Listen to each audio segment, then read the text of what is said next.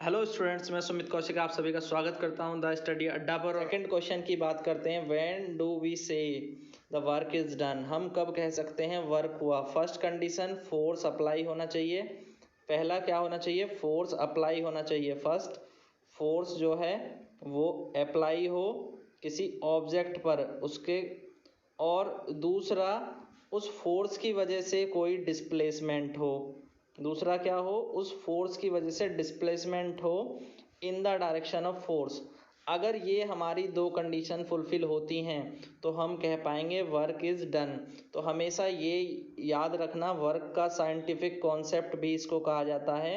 Work का scientific concept यही है कि वर्क में हमारा क्या होना चाहिए, एक तो फोर्स अप्लाई होना चाहिए किसी भी ऑब्जेक्ट पर, और दूसरा उसकी डिस्प्लेसमेंट उसी डायरेक्शन में होनी चाहिए। तो अगर ये दोनों हैं तो इसका मतलब जो फोर्स है उसने कुछ काम किया है। ठीक है, हम कह सकते हैं वर्क हुआ है। तो W equal to F into S इसका फॉर्मूला हो जाएगा। तो देखिए यहाँ पर, work is completed whenever the given condition is satisfied. The force act on a body, force act होना चाहिए। First, the displacement of a body caused by the applied force in the direction of force, तो displacement भी उसी direction में होना चाहिए।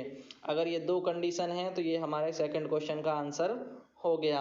पर आप अनअकैडमी पर फॉलो कर सकते हैं द स्टडी अड्डा को, और टेलीग्राम पर, फेसबुक पर, व्हाट्सएप पर जुड़ सकते हैं।